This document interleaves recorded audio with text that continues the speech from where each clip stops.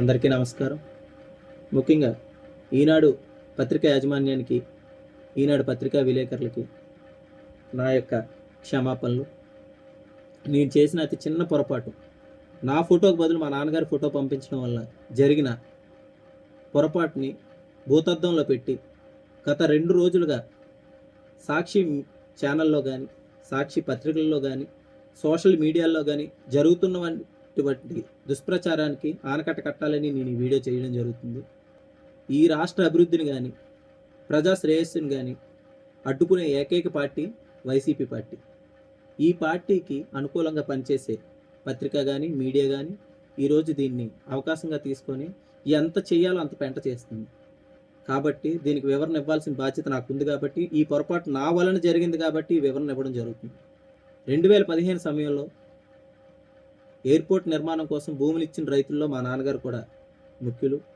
ఆ రోజు ప్రధాన పాత్ర అతనిది కూడా ఉంది.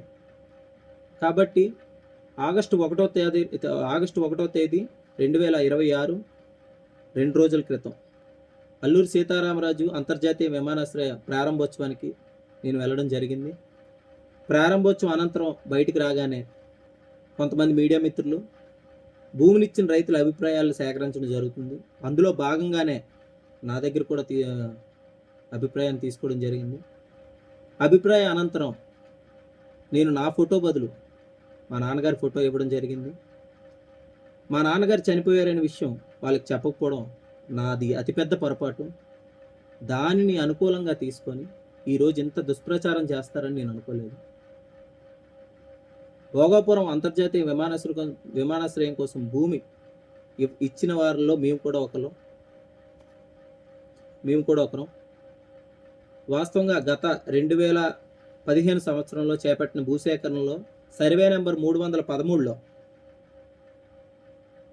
10 ఎకరం 53 సెంట్లు మా తాతగారికి చెందినటువంటి భూమిని మేము ఎయిర్పోర్ట్ నిర్మాణం కోసం ఇవ్వడం జరిగింది. ఆ సమయంలో మా తాతల దగ్గర నుండి మాకు వచ్చినటువంటి ఈ ప్రభుత్వ భూమిని ఇవ్వడానికి మాకు పూర్తిగా ఇష్టం లేదు. ఆ సమయంలో మీ భూములు తీసుకొని మీకు అంతర్జాతీయ విమానాశ్రయం కోసం కాదు, బినామీ పేర్లతో వేరే వాళ్ళకి అంటగట్టాలని చూస్తున్నారని చెప్పి ఇదే వైసీపీ వాళ్ళు ఇక్కడ ఎయిర్ బస్ కాదు, ఎర్ర బస్సులు కూడా రావు, ఎయిర్ బస్సులు ఎలా వస్తాయి మీరు ఒకసారి చూసుకోండి అని ఎన్నో మాటలు కానీ చేతలు కానీ ఎన్నో చేసి మా భూములు అడ్డుకోవడానికి, ఇవ్వడానికి ఇష్టపడకుండా అడ్డుకోవడానికి ఎన్నో కార్యక్రమాలు చేపట్టారు. మా గ్రామానికి పక్కనే దెబ్బలపాలెం గ్రామంలో మీటింగ్ పెట్టి, మీరు ఇదివరకే చూసుంటారు, ఇదే మీటింగ్ పెట్టి ఎర్ర బస్సు రాని ప్లేస్లోకి ఎయిర్ బస్సులు మీకు వస్తాయంటే మీరు ఎలా నమ్ముతున్నారని చెప్పి ఎంతోమంది నాయకులను ఆ రోజు మా గ్రామాలకు పంపించి మా పంచాయతీలో మీటింగ్లు పెట్టి అడ్డుకోవడానికి కార్యక్రమాలు చేస్తే, ఆ రోజు ఉన్నటువంటి కర్రోతు బంగారాజు గారు మండల ప్రెసిడెంట్గా ఉన్నారు, పార్టీ ప్రెసిడెంట్గా కర్రోతు సత్యనారాయణ గారు ఉన్నారు, ఎంపీటీసీగా నీలాప అప్పలరామిరెడ్డి, సర్పంచ్గా మైల్పిల్లి ఎల్లాజీ గారు. వీళ్ళ ఆధ్వర్యంలో జరిగినటువంటి ఈ భూసేకరణ కార్యక్రమంలో ముఖ్యమైన పాత్ర మా నాన్నగారు ఉన్నది. కాబట్టి మా నాన్నగారి ఫోటో పెడితే మాకు గౌరవప్రదంగా ఉంటుందని చెప్పి నా ఫోటోకి బదులు మా నాన్నగారి ఫోటో ఇవ్వడం జరిగింది. నేను చేసిన పొరపాటుని అవకాశంగా తీసుకొని ఈ 2 రోజులు మమ్మల్ని ఎంత హింసించాలో, ఎంత బాధ పెట్టాలో, ఎన్ని విధాలుగా ఏం చేయాలో అన్నీ చేశారు. కాబట్టి ఈ ప్రభుత్వం చేసినటువంటి కార్యక్రమంలో భూములు ఇచ్చినందుకు, ఆ రోజు మేము భూములు ఇచ్చినందుకు మాకు ఎటువంటి అన్యాయం జరుగుతుందో అని భయపడినా మాకు జరిగిన న్యాయం కానీ, ఈరోజు అభివృద్ధి కానీ మేము చూసి చాలా సంతోషపడ్డాం. ముఖ్యంగా భూములు ఇచ్చిన రైతుల్ని వాళ్ళ త్యాగాల్ని మర్చిపోతారేమో, ఎవరైనా ఏ నాయకుడైనా మర్చిపోతారు, కానీ ఏ నాయకుడు మర్చిపోకుండా ఉండాలని చెప్పి చంద్రబాబు నాయుడు గారు చేసినటువంటి కృషి అని ఇవన్నీ చూసిన తర్వాత రాబోయే తరాలు కూడా దేనికైనా, ఏ త్యాగానికైనా సిద్ధంగా ఉంటారని అర్థమైంది. మా ప్రాంతానికి ఇంత పేరు వస్తే మేము గొప్పగా చేసిన ఈ అభివృద్ధికి అని చెప్పేసి వాళ్ళు చెప్పుకుంటుంటే, ఆ అభివృద్ధి కూడా మా వల్లే జరిగిందని ఇప్పుడు ఉన్న ఈ వైసీపీ గవర్నమెంట్ నానా రకాలుగా ప్రయత్నం చేస్తాం. ఆ రోజు భూములు ఇవ్వకుండా అడ్డుకున్నది వీళ్ళే. ఈరోజు ఈ క్రెడిట్, ఈ ఎయిర్పోర్ట్ కట్టిన నిర్మాణం క్రెడిట్ కూడా వీళ్ళకే కావాలి. వీటికి ఎందుకు మేము సహకరించలేదు కాబట్టి మమ్మల్ని మానసికంగా, శారీరకంగా క్షోభ పెట్టి గత 2 రోజులుగా మమ్మల్ని చేసినటువంటి ఇబ్బందులు చిన్నవి కాదు. నాకు రీసెంట్గా కొడుకు పుట్టాడు. ఆ కొడుకు పుట్టాడనే సంతోషాన్ని కూడా దూరం చేసేసి మా నాన్నగారి చావుని ఈ వైసీపీ వాళ్ళు, ఈ సాక్షి మీడియా ఏ విధంగా దుష్ప్రచారం చేసి జనాల్లోకి తీసుకెళ్ళిందో మీకు తెలియాలి.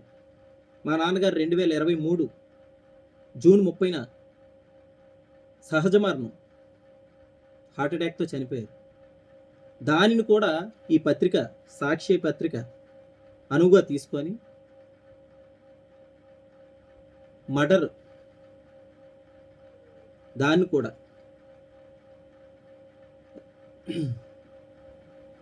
మర్డర్ అని చెప్పేసి, హత్యకు గురయ్యారని చెప్పేసి నిన్న 2వ తారీఖున సాక్షి పత్రికలో ప్రచురించడం జరిగింది.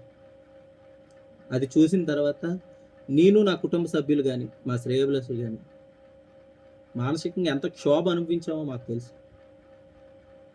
కాబట్టి ఈ వైసీపీ చేసే దుష్ప్రచారాన్ని దయచేసి నమ్మొద్దు.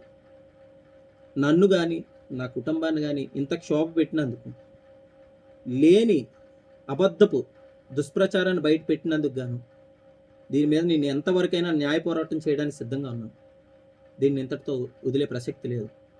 ఒక్క చిన్న పొరపాటు, నా ఫోటోకు బదులు నా తండ్రి ఫోటో పంపించాలనే ఆలోచనతో నేను చేసిన అతి చిన్న పొరపాటుని తీసుకొని వచ్చి నా తండ్రి మరణాన్ని కూడా, సహజ మరణాన్ని కూడా హత్యకు గురయ్యాడు అని చెప్పేసి సాక్షి పత్రికలో ప్రచురించి దాన్ని పెద్ద హైలైట్గా చేసి నా తండ్రి మరణాన్ని కూడా వాళ్ళ రాజకీయ లబ్ధి కోసం ఉపయోగించుకుంటున్నారు. ఎవరైనా ఓదార్పు యాత్ర అంటే చనిపోయిన వాడి ఇంటికి వెళ్తారు, చంపిన వాడి ఇంటికి వెళ్ళరు.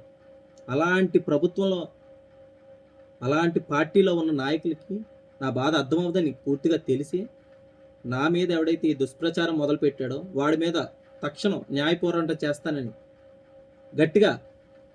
గట్టిగా చేస్తానని చెప్పేసి ఈ సభాముఖంగా, ఈ వీడియో ముఖంగా మీకు చెప్పడం జరుగుతుంది.